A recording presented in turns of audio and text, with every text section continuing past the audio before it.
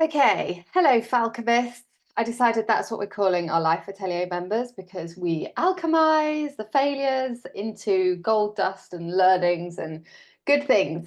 So this is something I wanted to start to do, like a little sort of end of the week roundup to share what we have learned, to start to have like a bit of a bank of questions that I'll answer and, help you to find resources that you have inside the community, whether you are in the free bit with a couple of the free resources in the garden party or you're a full Life Atelier member. So I will continue to do these Thursday or Friday. I might drop them onto the podcast as well, just to make it easier for you to listen to because they're interesting for everybody. And then I'll put them inside week by week inside the Life Atelier. So you'll be able to really quickly see, like, okay, there's a list of the problems that people have brought, our community members have brought, as well as a list of the wins for inspiration, and then the resources that they're using to solve them, right? And how we're working through those things. So first up, coming up, let me have a little look at my list. So we've got the Ritual Lab, the Atelier Ritual Lab next week.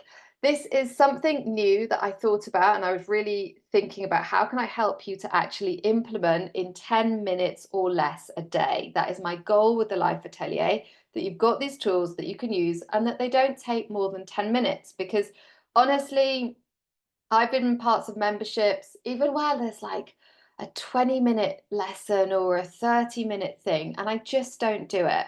And so I started to think like, okay, what is the result that I want? Do I really need 30 minutes of this to get that result? No. Okay. So how can I help you to think about what you want to create and then get it into 10 minutes or less? Because we can all make 10 minutes, right? But that's why for me, 10 minutes is like a nice thing. Like, okay, I can do 10 minutes. I can do 10 minutes, even when everything else feels stressful. So the ritual lab is each of the Life Atelier rituals. We've got a Monday, Tuesday, Wednesday, Thursday, and Friday one. And you now have, for our members, you'll get a prompt each day of the week. And the idea is that you can share your answer to the prompt. You decide a time that you're going to share that by. Now, for me, that works really well. If I know that, like, okay, 8 a.m. or 10 a.m. or 12 or whatever, like you might be a night owl and you prefer to do the evening, but just to have that time of like, okay, I'm going to come to the community, share it. And then we know that whatever else is going on, you are still building momentum towards your goals, towards your project, and you're still rebalancing each day. Okay. We're all about the balancing. So the themes, you can learn more about those if you're not sure what they are inside the Life Atelier. Um, there is a little free list somewhere. I'll find that for you. But essentially, we do Monday is a flow and glow focus. Tuesday is about getting coaching. Wednesday, and by flow and glow focus, I mean you pick your thing that you're going to focus on for the week, your like one priority to move towards your Life Atelier project. Tuesday is coaching, whether that is coming to a coaching call, coaching yourself. But even if you only coach yourself once a week, right, that makes a very big difference to the outcome at the end of the year, rather than trying to coach yourself every day, failing and giving up. So it's all about these like little things that we can do. Wednesday is do whatever the fuck I like day. Super important. That might be a do whatever the fuck I like 30 seconds for you, depending on where you are right now. But again, it's just training yourself to put those pauses and put those speed bumps into your week and then into your day and to just like weave and thread them into life. Okay. Thursday is flow and glow focus. So that is the way that we work where we're balancing. And then Friday is Falcony Friday. So Falcony Friday is where we take the failures from the week and we alchemize them. And if you don't do anything else, you just ask yourself these 5 questions and answer the prompts, you're going to build a very different life and a very different way of experiencing life. So that's what the Ritual Lab is all about. Very proud of it. Okay, live calls coming up next week. So on Monday, we've got, oops, on Monday, we have got a daily 3 session at 8:30 in the morning. All these times are Paris times. So that is for the language atelier if you're learning a language. If you haven't been to one before, there is a little guide that you can watch before you join so you know what we're doing. They're about 20 minutes. If we have a chat, 30 minutes maximum. Tuesday, we have got a daily 3 session in the evening at 6:30. And then at 7 p.m., we've got our Life Atelier coaching call for members, where we're focusing on co-creating with our future selves and prioritizing our life balance goals. So that is having a goal for mind, body, and impact. Thursday at 8:30 in the morning, we've got a daily 3 session. And then at 9 a.m., we're doing a flow and glow working chunk. So 9 till 12. So this is your opportunity to get something done. My goal, I think I'm going to use it either to batch my marketing for a month in those 3 hours, or I'm going to set up my Substack and take my previous emails and queue them up on Substack, because I've got like 3 years of sending a lot of emails and I want to do something exciting with them. And then on Friday, we've just got a daily 3 session, 8:30 to close the week. Okay. Now, the week after that, we'll be doing a language salon matching and training. So a similar kind of chunk to the Get It Done Club. And that's it. So those are your live calls. Those are things that are coming up. Now, lessons that I want to share with you from this week, from coaching calls that I've had or from written coaching. The first is the concept of saying I've already instead of I need to or I have to. Now, the reason we do that is if you think about the energy, like I'll give you an example that I used. I decided to become vegan after watching, I decided to become vegan at various different points and I failed, right? I didn't become vegan. Whether that is lifestyle things or it was things that I was still eating. And when I tried punishing myself and saying like, oh my God, I haven't done this, I haven't done this. If I want to be vegan, I need to do this. It felt really big and it just built this story that I was just constantly failing. Like I was never going to be vegan. It was like some people can be vegan. I'm not one of those people. And instead, what I did was I flipped it and I thought about, okay, what have I already switched to be vegan in my life? Okay, so I already don't eat cheese. Or at the time I was eating some cheese, but not all cheese, right? So I'm already not eating those cheeses. I'm already not drinking milk, right? I'm lactose intolerant, so that's pretty easy. I'm already not eating meat because it wasn't a big part of my life. I just had to cut out like 1 or 2 things. I already don't eat fish because I don't like fish. So again, that was easy, right? So then I thought about, okay, what do I actually need to replace? So it's just butter and mayonnaise. There's just 2 things between me being non-vegan and me being vegan. Great, I'm already there, okay? Or I'm already almost there. So when we flip that and we start to ask ourselves, how am I already? What have I already done? We change how we then start to solve the problem and we put ourselves into a completely different space for problem solving. So try that. The other thing I want to talk about is asking yourself, like, how have you already done the most difficult thing? And this example today was someone that I was coaching, and we were thinking about like a rocket being in the sky. So even if all you have is, I've already started, that's already amazing. There is a narrative out there that starting is the hardest thing to do. You can use that if it's useful, you can drop it if it's not, right? It's different for everybody, it's different in different circumstances. But you can decide that actually the fact that I've already started and failed means my rocket is already launched, right? I am in the metaphorical sky already, and that's amazing and that's exciting. And in fact, once the rocket's in the sky or the plane's up there, that big push, that big energy has already happened. Actually, there's a lot of sort of, let's just sit back and let it flow. Let's just let the physics happen around me. Really fun. Language Atelier updates. Something I did record another little video about this, but I've lost it somewhere on my computer. It might surface at some point, it might not.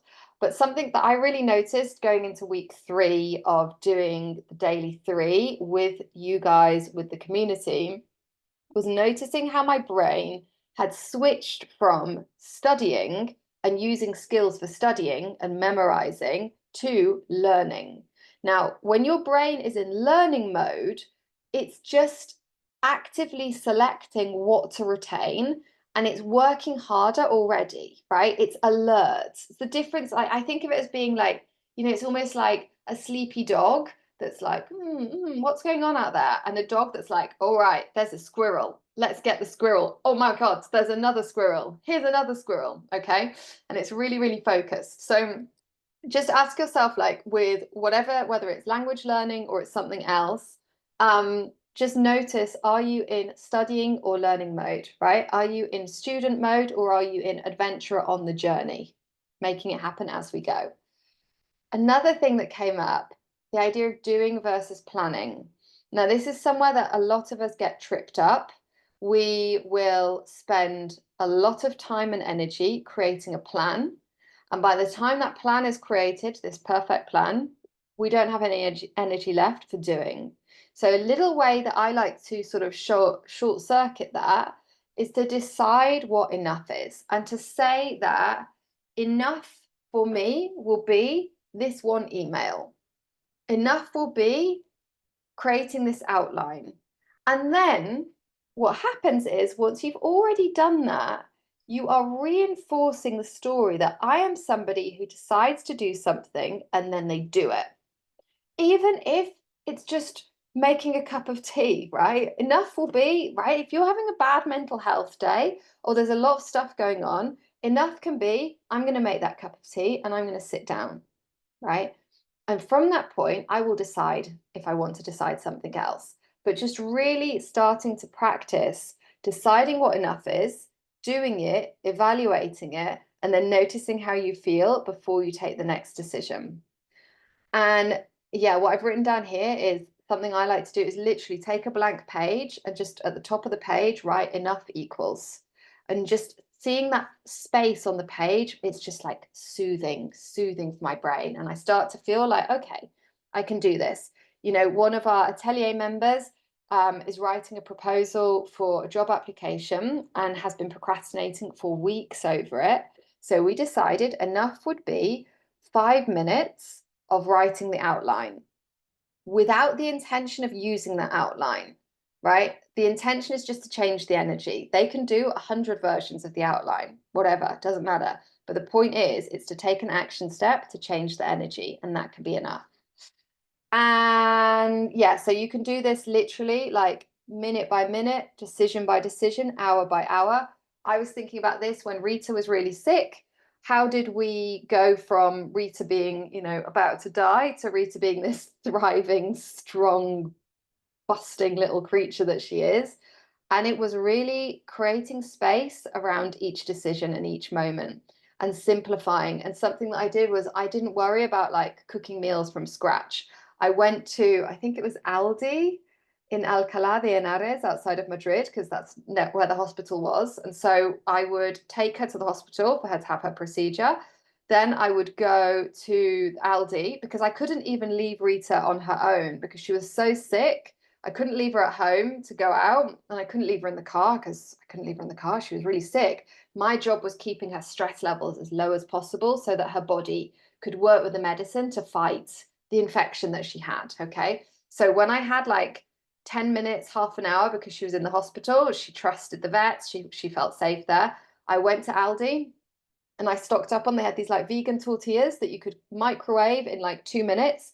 And I got a load of like different flavors of hummus. I got all these tortillas because they would last for like ever, because you could just keep them in the freezer or keep them on the shelf. And then what else did I get? Like soups, things that I could just microwave, and then things that made me happy, right? But that were healthy. So I'd get like dark chocolate and, you know, just stuff so that anything I could do to keep my energy levels up. So it might be that, yes, cooking from scratch is something that you try to do in general when everything is going really well.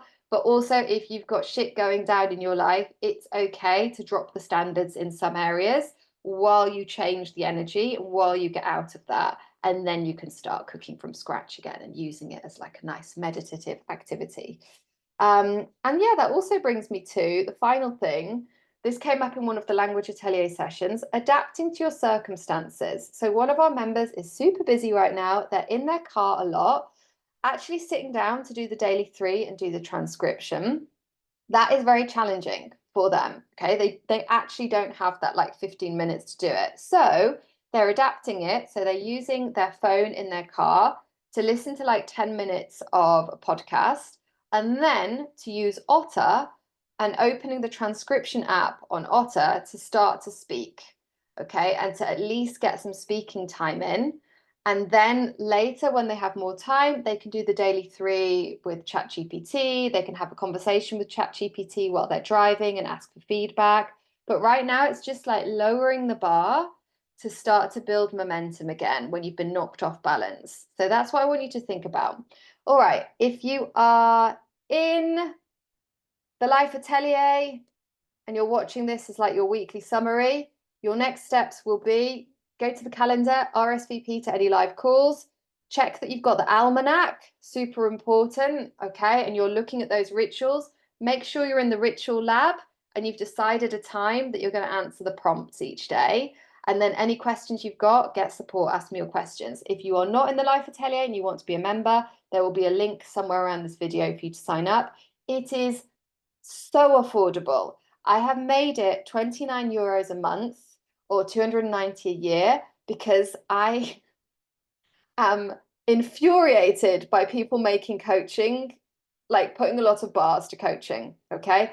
I believe everybody should have these tools. If everybody has these tools, we are going to build a very different world, right? If you're not stressed out and overwhelmed all the time, you can start solving problems. We have ripple effects. Okay. So I want this to be something that is a no-brainer for you. You're in it and you're like, okay, yeah, 10 minutes, I can do this. Okay, I can get support here. Okay, I'm experiencing anxiety. There's a solution here that takes 10 minutes or less. And in these little 10-minute chunks, these split-second decisions, you are being the example of a different way of living, a different way of creating, and you are having a ripple effect as well. My friend, I'll get off my soapbox. If you're listening to this on the podcast, because I put it on the podcast, let me know what you think of this format and if it's useful or not. Right, over and out. See you next time.